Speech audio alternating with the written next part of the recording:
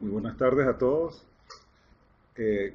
Como fue comentado en la introducción, yo soy el doctor Luis Rodríguez del Servicio de Oftalmología Clínica de Córnea del Centro Médico Docente de la Trinidad. El tema que le vamos a traer hoy es queratocono y fue de mi interés ya que esta es una de las causas más frecuentes de consulta en nuestra clínica de córnea en el Servicio de Oftalmología. Debemos recordar que en el queratocono el paciente llega con un astigmatismo irregular, generalmente es miope. En la córnea observamos una protrusión del ápex y una disminución de la agudeza visual. Muchos de estos pacientes han acudido previamente con optometrista o tal vez con otros colegas y le han manifestado que no ven bien, y debido a que no se le han realizado los estudios pertinentes para esta entidad, muchas veces pasa por desapercibido el queratocono en estos pacientes. Según su morfología, lo clasificamos en pezón cuando tiene un cono con un diámetro menor de 5 milímetros, está redondeado y se encuentra en la córnea central o paracentral en el cuadrante inferonasal. Este tipo de queratocono es de fácil adaptación con lente de contacto. También están los conos ovales con un diámetro mayor de 5 milímetros, paracentral, inferotemporal, de difícil adaptación para lente de contacto. Y el queratoglobo, que el cono se encuentra a lo largo del 75% de la córnea, son córneas muy delgadas. No solo que es difícil la adaptación de lente de contacto, sino que se ha presentado complicaciones en algunos de estos pacientes con queratoglobo y lente de contacto. Es el caso más difícil de manejar. Debemos recordar en la etiología del queratocono que es multifactorial. Hay una fuerte asociación con el frotamiento ocular. Cuando nosotros le preguntamos a nuestros pacientes con queratocono si se frotan los ojos, casi el 100% nos comentan que son frotadores y hasta nos dicen cómo se frotan el globo ocular. Entonces, parte de nuestra consulta es enseñar al paciente y a sus familiares lo importante de evitar frotarse los ojos. El uso de lente de contacto duro está asociado al microtrauma. En los pacientes con queratoconos debemos tener mucha cautela en estos casos, ya que en muchas oportunidades los oftalmólogos o optometristas le dicen que con el lente de contacto duro se evita el queratocono, y eso no es cierto. Es todo lo contrario. Más bien yo invito a estos pacientes con lente de contacto duro que se hagan revisiones topográficas para ver cómo está ese comportamiento, porque más bien muchos de ellos progresan. Los factores genéticos es muy importante en la etiología y patogenia del queratocono. Estudios familiares con asistencia topográfica corneal han demostrado que hasta un 50% de los pacientes con queratocono tienen por lo menos un familiar cercano con la enfermedad. Y el riesgo aumenta entre un 15 y un 67% en aquellos pacientes que no tienen antecedentes con rasgo autosómico dominante. Se han estudiado regiones genéticas asociadas con la enfermedad y que están vinculados con el cromosoma 13 o 17, el síndrome de trisomía 21 o amaurosis congénita. Hay factores extracorneales en la biomecánica corneal que pueden tener influencia en el queratocono, que sería la presión intraocular, la presión atmosférica, la tensión ejercida por los párpados, la tensión ejercida por el músculo ciliar. Debemos tomar en cuenta en la biomecánica en el queratocono que el estroma de esta córnea es irregular, la curvatura de la córnea es irregular, hay daño del colágeno y afectación a nivel de la capticina y la tripsina. Entre los factores intracorneales está el grosor corneal, que generalmente una córnea delgada va relacionada con queratocono Y cuando nosotros hemos realizado el confocal, el entrecruzamiento y la densidad de estas fibras del colágeno están alteradas. No sé si la diapositiva anterior se vio. Okay. En la fisiopatología debemos tomar en cuenta lo que es la luz ultravioleta, en el cual la cascada que vemos aquí hay una relación con los aldehídos y presentan en algunos casos daño irreversible a nivel de la córnea, las atopias, a nivel de los cambios oxidativos y el estrés mecánico que producen liberación de radicales libres y producen lesiones en la córnea, y el frotamiento ocular, que también puede causar daño irreversible y apoptosis corneal. El rol del frote en el queratocono siempre debemos tomarlo muy en cuenta. Hay un aumento de la temperatura corneal de los mediadores de la inflamación, hay pérdida de los queratocitos con una reducción de la fibrogénesis con producción de proteoglicanos y pérdida de la masa estromal. Y hay una interacción entre el epitelio y el estroma, en el cual se reduce el espesor del epitelio, y factores de crecimiento como la quimoquina, la citoquina y péptidos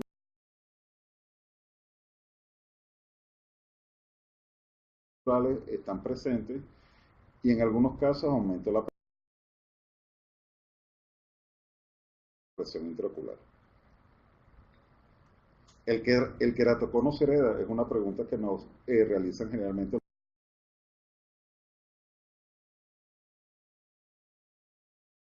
los pacientes. Eso no está claramente establecido. Debe estudiarse individualmente cada uno de estos pacientes, pero hay una frecuencia en la herencia de un 6 a un 8%. Y hay enfermedades que están asociadas, como la retinosis pigmentaria, la neurosis congénita de Leber y la conjuntivitis alérgica atópica. Aquí vemos una cantidad de enfermedades en el cual están relacionadas con el queratocono, y cuando nosotros realizamos estudios en histopatología, en muestras que enviamos de trasplantes de córnea, se observa un adelgazamiento del estroma corneal, ruptura de la membrana de Baumann, depósitos de hierro en la capa basal del epitelio corneal.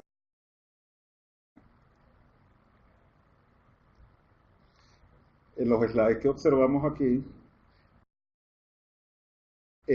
son de muestras de queratocono. Esto es un queratocono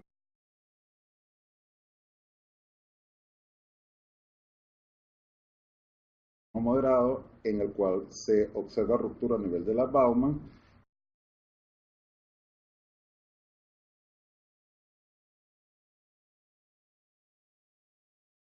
y a nivel del estroma se ven separaciones. Esto sí es en este que estoy mostrando aquí, es un queratocono más avanzado,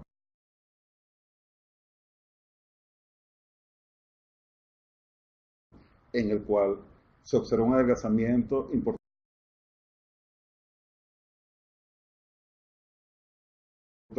de la córnea y una ruptura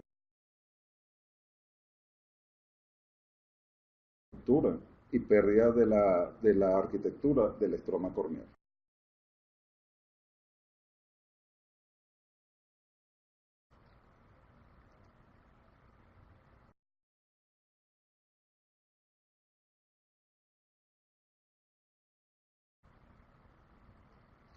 En la epidemiología, esta entidad es común. Cuando uno le habla de queratocono al paciente, piensa que tiene algo muy extraño, y esto no es cierto. Y parte de esta charla es tratar de transmitir de que esta entidad es frecuente. Está demostrado que de 50 a 230 pacientes por 100.000 habitantes están afectados con el queratocono. Puede afectar cualquier raza o sexo, y en la edad que debemos estar más pendientes en la pubertad, que es donde aparece. En el manejo actual del queratocono, los estudios del queratocono deben enfocarse en la prevención primaria. Y es un protocolo que nosotros hemos estado realizando desde hace 5 años, en el cual en pacientes niños estamos tratando de hacer esta detención para evitar la progresión y que el paciente termine en un trasplante de córnea o otro tipo de cirugía. En esa observación le hemos realizado a los pacientes estudios topográficos, análisis familiar, recordando que los genes juegan un rol importante en la etiología del queratocono. En este protocolo nosotros captamos a pacientes, a niños con astigmatismos altos, hacemos una relación con su edad, se le determina un patrón topográfico y queríamos estudiar cuál era el más común. Le realizamos un estudio que se llama histeresis corneal, que nos permite observar la resistencia corneal en esos niños, recordando que la resistencia está disminuida en el queratocono, y cambiar el enfoque hacia la enfermedad, evaluando los factores de riesgo que se asocian como los antecedentes familiares, la historia de atopia y el rascado ocular. En este protocolo, la edad comprendida fue entre los 4 y 18 años de edad, pacientes con astigmatismos mayores de 4 dioptrías, pacientes con astigmatismo mayor de 3 dioptrías con antecedentes de conjuntivitis alérgica o antecedentes familiares de queratocono, y que estén de acuerdo en formar parte de este estudio. Estos fueron los patrones topográficos que nos interesaron en este grupo de pacientes, en el cual podemos ver el oval, el redondo, los que están hacia la periferia, este superior, este inferior, aquí completamente irregulares, y lo que se denomina en curvatín simétrico, y estos todos que son asimétricos. Esta es una imagen topográfica de un paciente con queratocono, en el cual toda esta zona nos está indicando que el paciente tiene queratocono. Este era uno de nuestros casos, un niño de 7 años de edad. En este protocolo, la edad promedio de los niños fue alrededor de 9 años, pero se captaron niños desde los 7 años, tenían astigmatismo de 4 dioptrías, eran miopes, la queratometría más plana era 42, y en el gráfico podemos observar que la queratometría más curva era 46. Esto es un estudio que se llama tomografía corneal, y todo esto rojo vemos lo que es el ápex de este queratocono. Este era de un paciente de 7 años de edad. Entonces, parte del objetivo de este estudio es romper ese paradigma de que solo en la pubertad puede aparecer desde edades tempranas. Lo importante es realizar los estudios adecuados para determinar que estos niños si tienen el queratocono o no. En este gráfico observamos que muchos de estos pacientes tenían queratometrías mayores de 46 y hasta 50, en el cual nos orienta que el paciente tenía queratocono en una edad temprana. Estos pacientes con este tipo de curvatura, si se están frotando los ojos, que generalmente todos ellos se frotaban los ojos y uno no les advierte, sigue la progresión con pérdida de la visión y cambios de la estructura de la córnea, y de no hacer nada pueden terminar en trasplante. El resultado de este grupo de pacientes fue que el 75% tenían queratometrías superiores a 46, y en el cual debíamos tener, y es lo que hemos hecho, tener un cuidado cada 6 meses topográfico, y con el solo hecho de educar al paciente de que no se frotara el globo ocular, logramos que este grupo de pacientes evitara algún tipo de procedimiento. También nos ha interesado, y esto fue parte de un protocolo que se hizo el año pasado con la doctora Guerrero, que son los hallazgos en la citología de impresión conjuntival en pacientes portadores de queratocono y su asociación con el frote ocular. Estudios por el Dr. Nelson en 1983 realizó la primera clasificación de la metaplasia conjuntival, lo hizo en una enfermedad que se llama pérfido ocular, pero ya en 2003 Dogru realizó citología, en el cual observó en queratoconos moderados y severos cambios significativos en la citología que se manifestaban con metaplasia En el 2008, el doctor McManus observó una relación del frote ocular y su relación con la formación del queratocono, y en el 2013, de la Subramanian, el efecto del frote ocular y el aumento de los mediadores inflamatorios. Esto lo traigo a colación porque hay nuevas teorías en el cual, si ustedes van al concepto de queratocono, dice que es una enfermedad no inflamatoria. Y cada vez más se está observando en diferentes estudios que puede haber una asociación con la inflamación y el queratocono, que van relacionados con numerosas proteasas y citoquinas, podrían reflejar los cambios en la conjuntiva, sufriendo una desregulación inmune severa con efectos perjudiciales en la superficie ocular, llevando a cambios de esta superficie ocular y que actúen en la progresión del queratocono. Y la progresión podría estar acompañada de eventos inflamatorios. En este estudio nosotros observamos, todos estos eran pacientes frotadores, el más frecuente, que es lo que vemos aquí, en un 18% era el frote de esta manera con nudillos. Cuando realizamos el índice de alergia ocular, los pacientes salieron con índice de alergia ocular severo.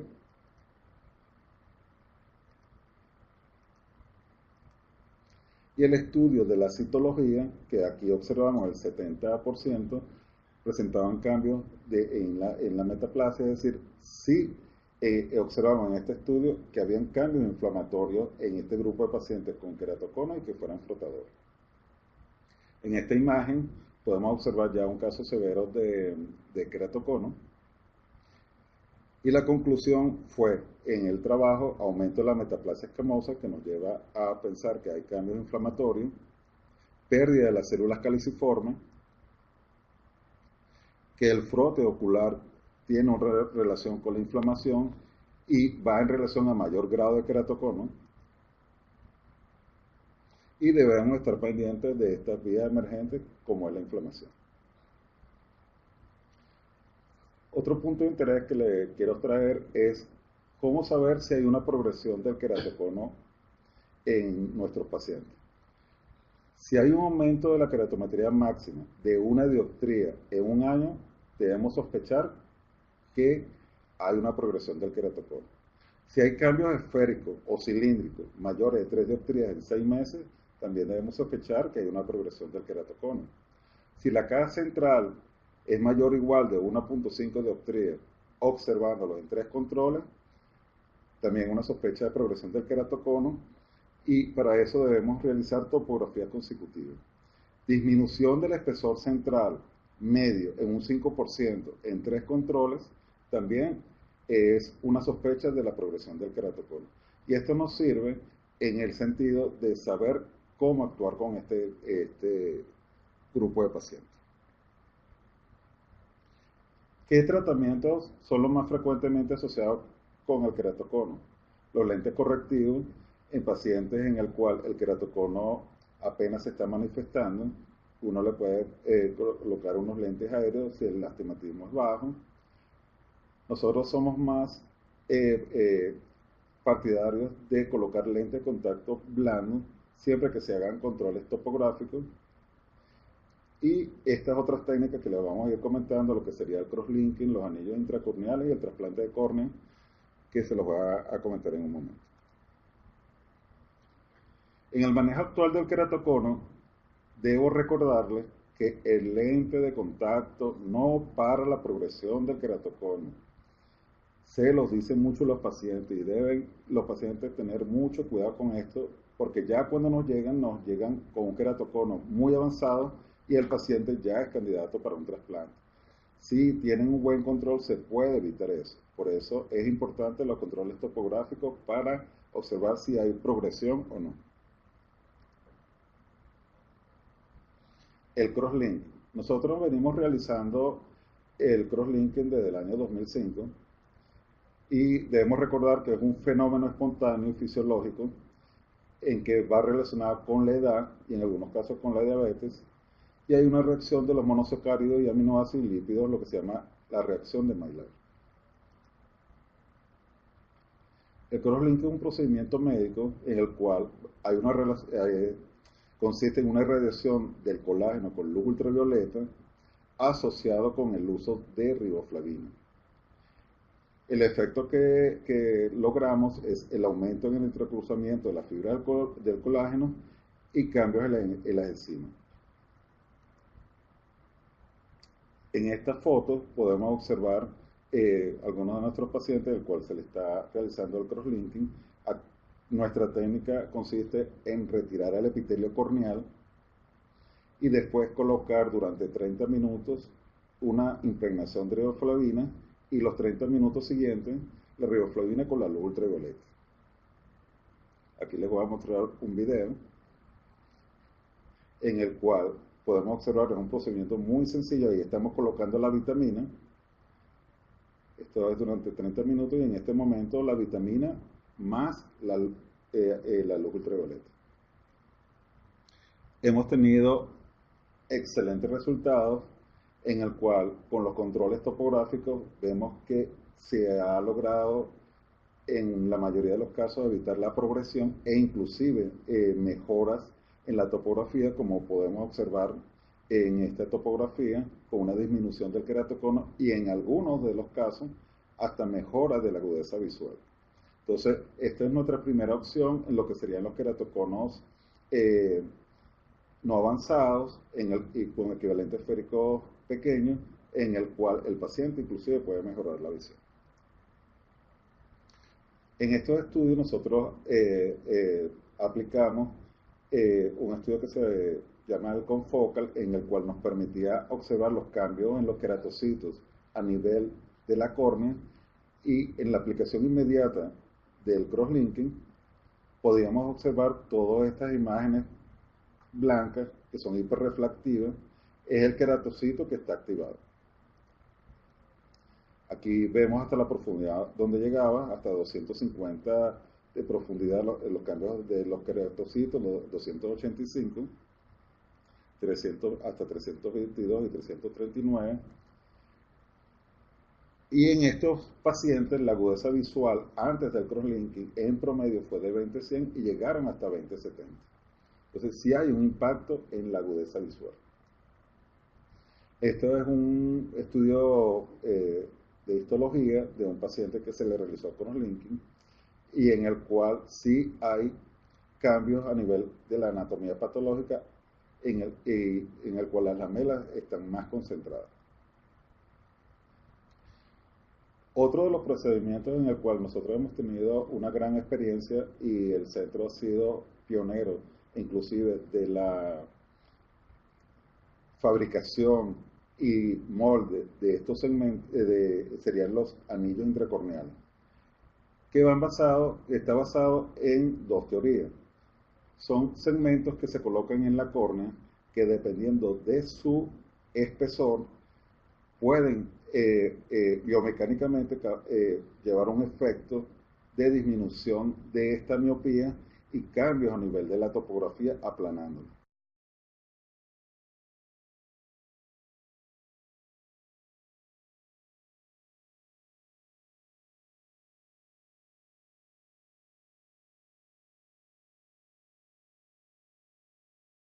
Y lo otro es, dependiendo del diámetro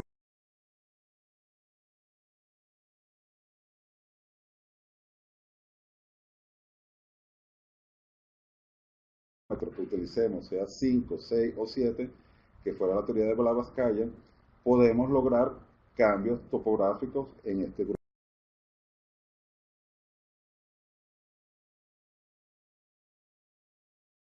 de pacientes. Esto es un paciente en el cual tenía estos dos segmentos de 450, aquí vemos que es un queratocono grado 3, y vemos el efecto inmediato, como esta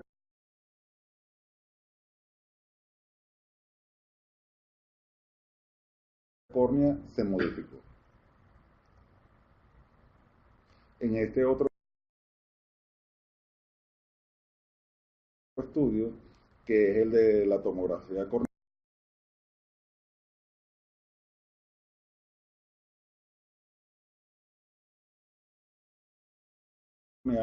este espacio que se ve acá, es el que está ocupado por los segmentos y es lo que logra el cambio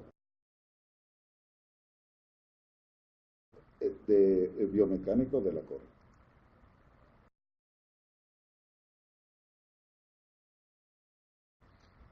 Nosotros realizamos un estudio para ver cómo nos iba con este grupo de pacientes con los diferentes grados de queratocono y como podemos observar acá, el resultado fue muy alentador para nosotros en el sentido de que la mayoría de los pacientes estaban entre 20/30 a 20/40 de visión postoperatoria.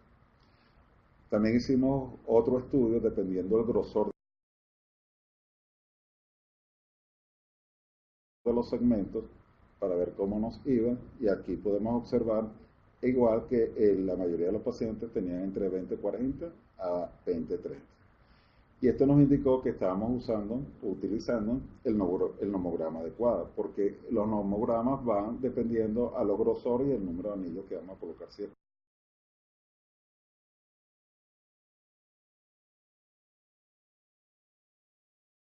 uno o dos. Aquí no sé si se logra ver bien, pero esto es lo que sería un segmento. Esto fue uno de los diseños en el cual estuvimos involucrados aquí en el centro médico, que sería un segmento INTAS de 2/10, que lo utilizábamos nosotros para pacientes con queratocono inferior.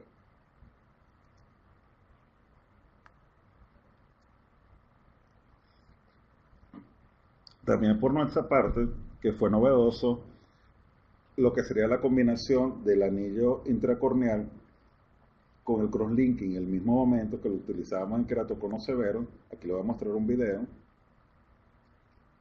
Y lo que realizamos, primero lo que es el túnel, aquí vemos la vitamina, se la colocamos al paciente, impregnada.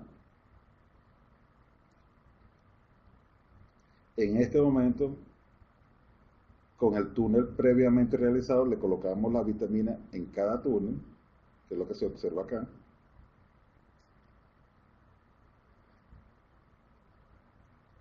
Y después pasamos al paciente y se le colocaba la luz ultravioleta y regresamos al paciente y le colocamos el segmento intracorneal. Con este procedimiento combinado lográbamos que fuera más eficiente en este grupo de pacientes de queratocono severo. Y aquí estamos colocando los segmentos intracorneales.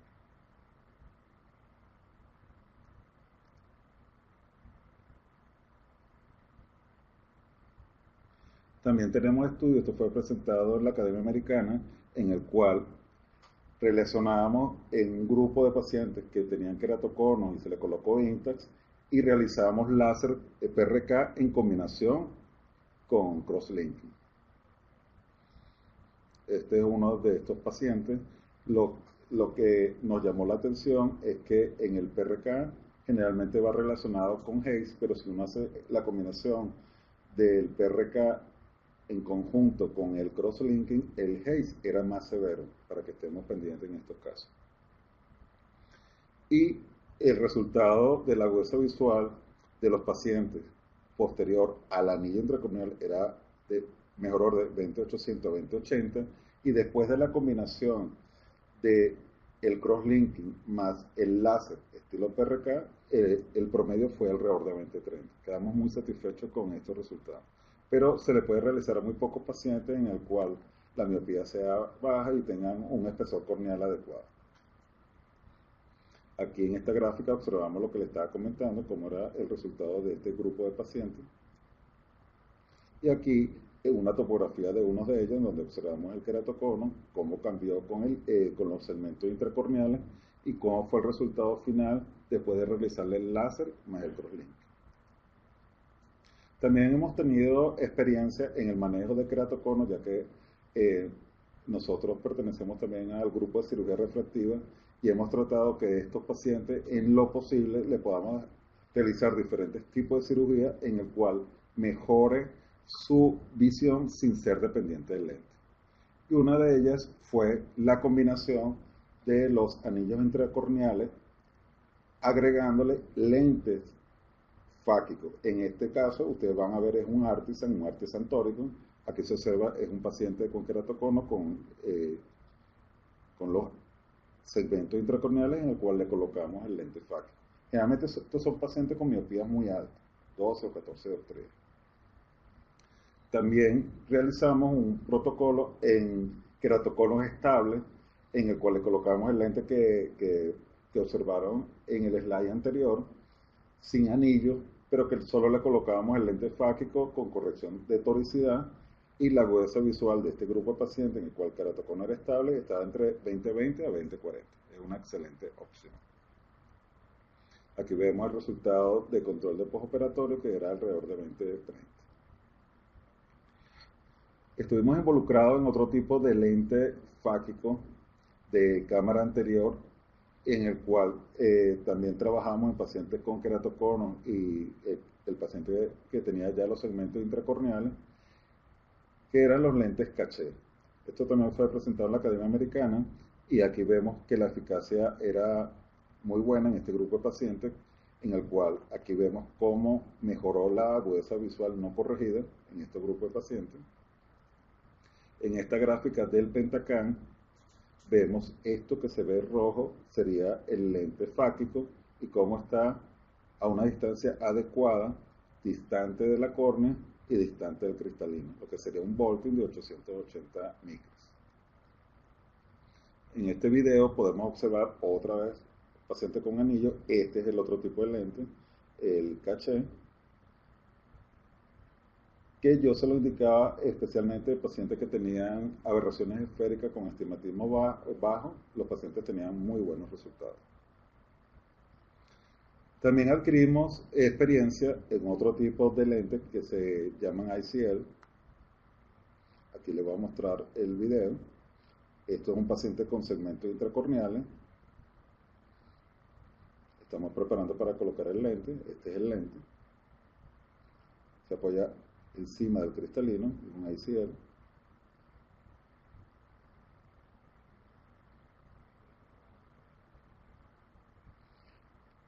Y en el cual de los tres lentes que le he mostrado, con este fue el que tuve la mejor experiencia.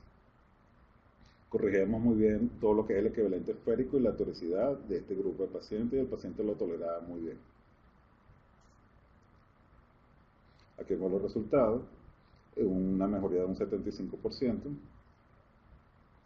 Y también quisiera mostrarles la experiencia que hemos tenido ya en pacientes de mayores de 45 o 50 años de edad con queratocono y que han presentado cambio de cristalino, lo que sería esclerosis nuclear o catarata, en el cual le hemos colocado, hemos realizado la cirugía de facomulsificación más lente intraocular en pacientes con queratocono.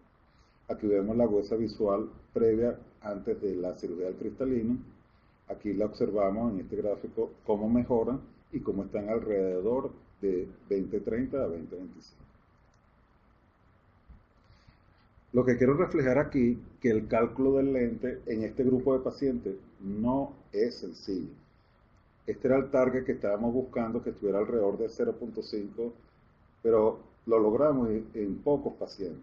En otro grupo nos salíamos del target, pero a pesar de eso, la agudeza visual de este grupo de pacientes fue muy buena.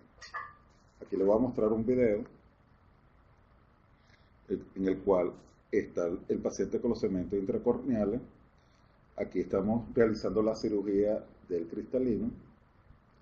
Pueden observar que es un cristalino blando. Le realizamos la facomulsificación.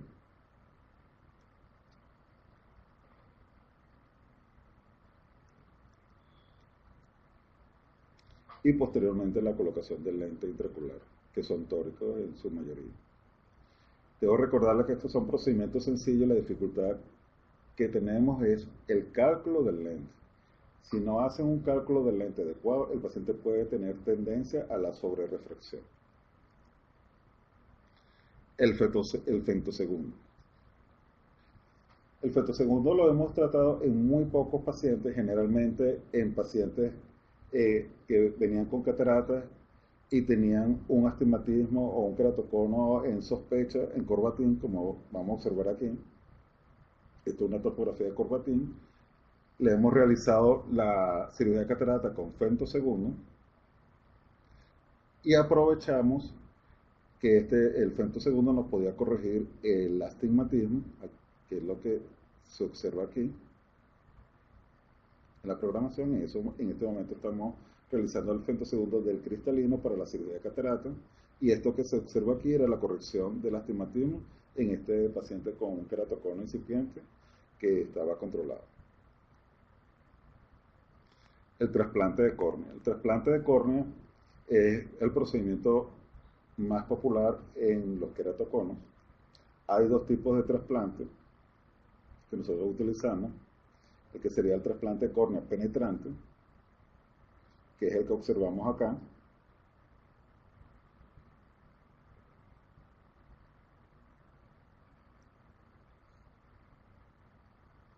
y este es un paciente ya con una cirugía de cristalino previa y le estamos realizando su trasplante penetrante.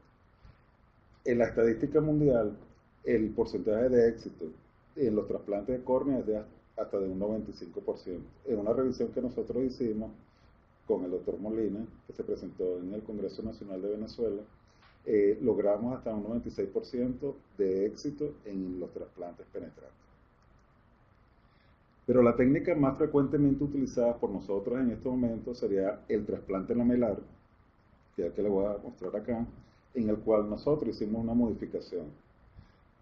Con la experiencia que tenemos con los segmentos intracorneales, lo que hacemos es la técnica del túnel, nos vamos a un 100% de la profundidad, hacemos los túneles, hacemos la separación con las tijeras, y nos vamos al 100% de profundidad. Esto lo hemos modificado, esto ya lo hacemos con la burbuja, y colocamos la córnea dejando solo la décima. Esta es la que frecuentemente estamos realizando y el resultado ha sido fantástico. La endoqueratoplastia. La endoqueratoplastia no es una técnica que esté indicada para queratocono, pero la traigo es porque tenemos pacientes en el cual han tenido queratocono previo y se le ha realizado trasplante, y ese trasplante ha fracasado, pero la topografía de la córnea se mantiene regular. Entonces, una técnica para mantener esa córnea es solo realizar el trasplante de endotelio, que fue lo que falló. Aquí podemos observar que es un paciente con trasplante previo.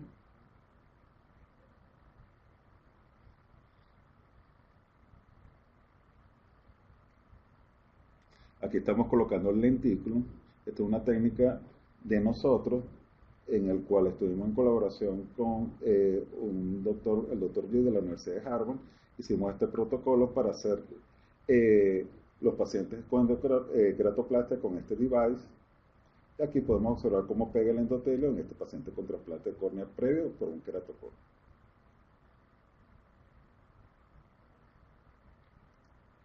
También les traigo, esto no es una de las indicaciones para trasplante, pero para que vean de que puede un paciente con queratocono terminar en una queratoprótesis. Este es un caso de un joven en el cual le hicieron el trasplante a los 14 años de edad. Ya yo lo conocí llegando a los 50, pero tenía 14 trasplantes previos, o sea, no se le podía realizar más trasplantes. Entonces se decidió hacerle un trasplante de córnea artificial, estilo Boston, que es lo que estamos viendo aquí, y le colocamos la queratoprótesis.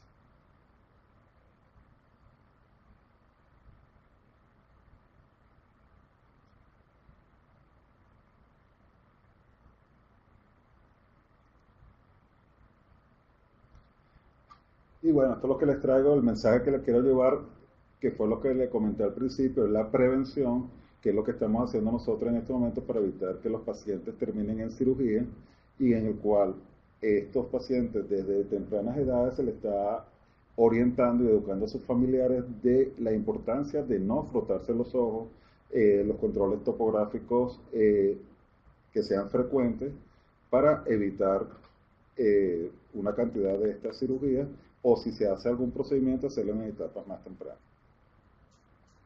Gracias.